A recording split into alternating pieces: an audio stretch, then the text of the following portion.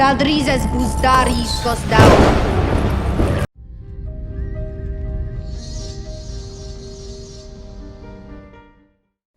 What's up? There's a bunch of, things happening right now in the A Song of Ice and Fire universe. More recently, we had a video from George explaining back history and lore, and it looks like all of the art, we got a couple of new images. I've discussed those on Twitter. Go and follow me on Twitter so you can get, as soon as something drops, I'm on it. I'll usually tweet about it or be like, there's a video coming. Like I was saying about the art. It looks as though these are going to be part of the DVD extras. Like, the art style would probably be a bit different. But I noticed there were a couple of dragons.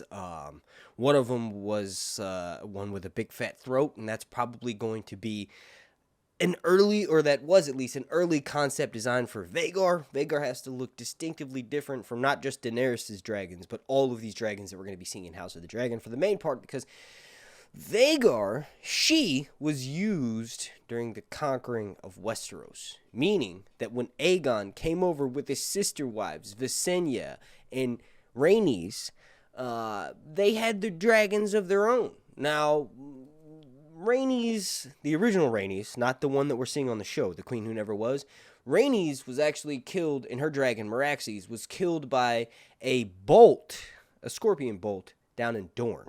And it's actually really tragic because Rhaenys, even though Aegon had two wives, he really only loved Rhaenys, right? Like, he did his duty with Visenya, but it was something that it was said that, for every night that he would spend with her, with Visenya, who ended up forming the first Kingsguard, right? And that's pretty interesting. She basically put a sword to Aegon's throat and was like, these dudes you got around you are fucking clowns, right? But the wife that he loved was the one that died. He had Aenys with her. Maegor the Cruel was the one that he had with Visenya, and Visenya used witchcraft to have her. And I'm kind of just going on a tangent here because this is like a live stream format. I'm trying to get you guys ready for seeing my face for hours and hours every week. House of the Dragon is going to be here in 2 weeks, and I know I'm going on a super side tangent, but please do me a massive favor, and if you already haven't done so, slap a like on this video. The like goal is going to be 420.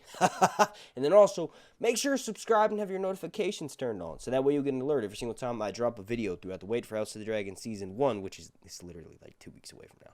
It's crazy. I'm gonna be honest, I am a bit more excited, but I think this show and how the promotional campaign's been going the past couple of weeks, I feel fed. So I am anxious as shit for the show to premiere, but I feel very satiated with all of the content that we've been getting. It's amazing. But that's besides the point.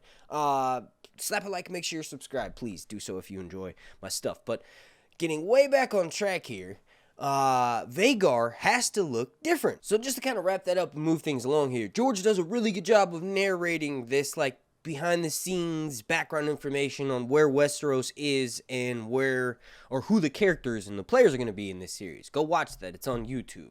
They uploaded it to the Game of Thrones channel.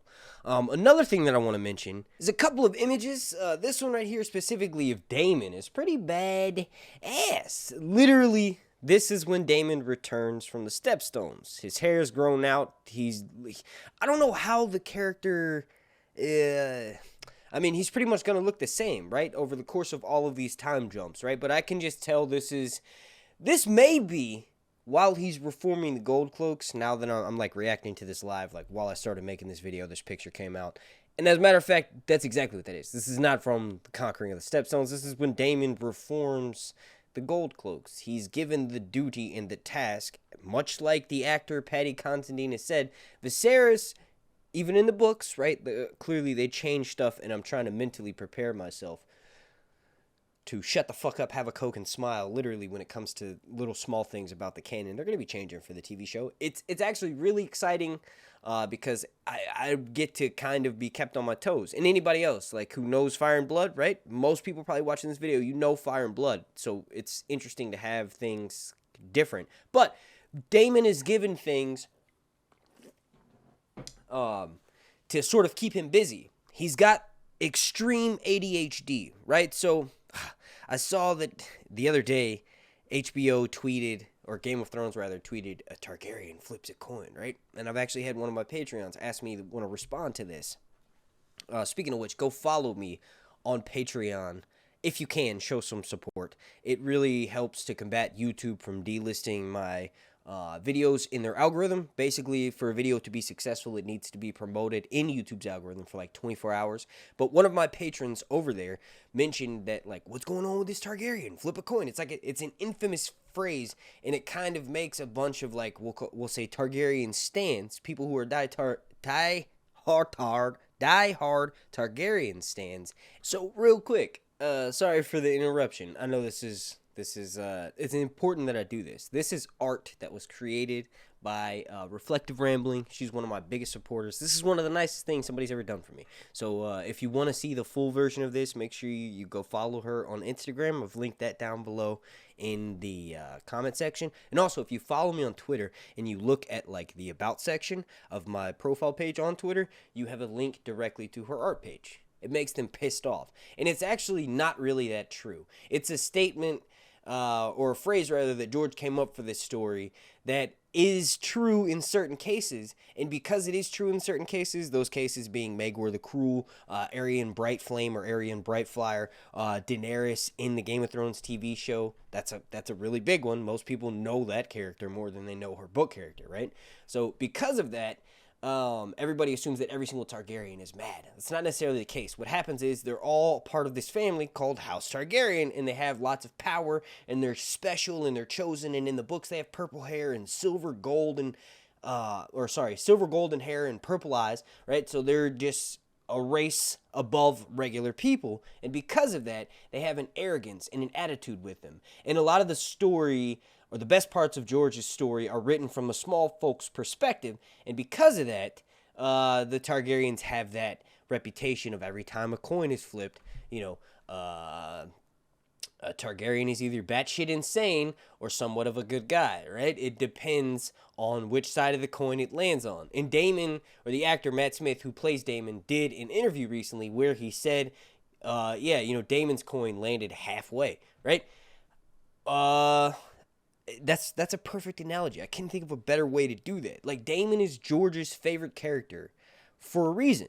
Matt Smith, from the images that we've seen, from the pictures that were released from 2 years ago, right? I kind of deep down knew that he was going to be able to pull it off, right? I had my suspicions at first a little bit, but for the most part, hang on, I hear my daughter crying. Let me pause this real quick. I'll be right back. And then real quick before we move on to this main image, get way back on track before I got super sidetracked. Speaking of which, let me know down below in the comment section if you want me to leave all of my rambling in the video. I'll leave it in for this video, but it's kind of like I don't write a script, so if I think of something good, I try to set it up and then, deliver the information in a punny sort of way, and because of that, I get really scatterbrained. But anyway, this image is from when Daemon reforms the Gold Cloaks. He's got the Dragon Prince, Dragon Knight, ADHD, right? His coin is in the middle, so he does good things and he does bad things, but guess what? So does every other character. Daemon just takes it to the extreme because he has a dragon. Caraxes. I think his personality, and George could confirm if this is canon when Fire and Blood Part 2 comes out, or just when he finishes writing this story, dragons do take on the personality of their writers. He's confirmed that. But I wonder if when the dragon and the writer are synced up, if the person's personality isn't enhanced by the dragon, right? So the thoughts of Daenerys on Dragonback, with all of that power, is what made her burn King's Landing, right? So I don't know. That's kind of what I think may be the case with Daemon and why he so sort of like goes back and forth and with the wind. Then the next image I want to discuss is Rhaenyra and Daemon at the Iron Throne. We've seen this a few times, but it's confirmed to be Daemon sitting on the Iron Throne. Right after this, he stands up and puts a necklace over her neck. He sort of plays with her. We've seen it in the promo. He like gives it to her, then he snatches it back, and then he finally hands it to her. That's one of the things that Daemon did specifically after Rhaenyra becomes the heir, because then it's one thing that he can do to keep Rhaenyra close, right?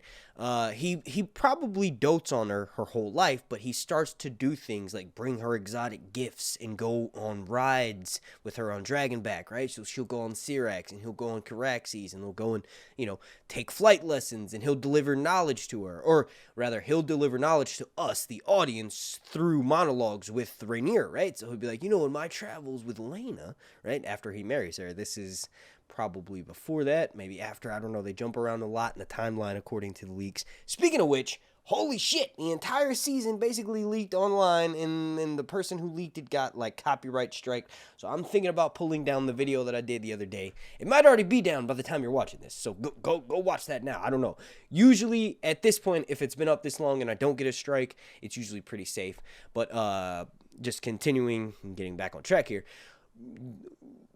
Rhaenyra will be manipulated by Daemon, but more importantly, she's taught how to manipulate by Daemon. So I saw someone saying that because Sir Otto Hightower is talking to Alicent a certain way, he's going to be kind of like Cersei. Exactly, he's going to be like Tywin and Cersei, except for Alicent's kind of going to have more of a say-so than she did, than Cersei did with her father Tywin, right? But I think Rhaenyra will learn how to play the Game of Thrones from multiple different people. Rhaenys being one of those. Someone even said Rhaenys was kind of sounding like Littlefinger. Now I would have never made that comparison while reading Fire and Blood, because Rhaenys she wouldn't do things like that. Like, she does obviously counsel Rhaenyra, right? But that's not specifically something from the books. But it's interesting to see these characters take on a new branch, or turn a new branch, like have more depth to them, because this is a TV show and they're going to have to come up with dialogue and character motivation. And like Emily Carey, the actor who's playing the younger version of Alicent, was saying, she got to come up with a whole backstory for Alicent, because her motivations and what she does and what happens to her is in Fire and Blood, but her backstory and like where she comes from, kind of like, we know she just pops up. She's one of Jaehaerys' sort of bedchamber maids, and he mistakes her for his daughter Sarah, and Alicent used to read to him. That's really all we know. So Emily Carey, the actress who plays the younger version of Alicent, got to come up with stuff with the actor who plays, with the showrunner, Ryan Condal. The showrunner, Ryan Condal, will probably go on with maybe Matt Smith and Emma Darcy, or Matt Smith and Emily Carey, right? They're going to do interviews, and then when they do that, they'll probably have like a 15 to 30 second clip, and that'll be some exclusive scene from the first episode, which at this point, or at that point, the next week or so, it's been viewed all over the world. So I'm pretty sure that's going to be the next thing they plan on doing during their release schedule. If you've watched, if you slapped a like, that's the best. Thank you so much. Along natin sa 3 sa spostare exostar.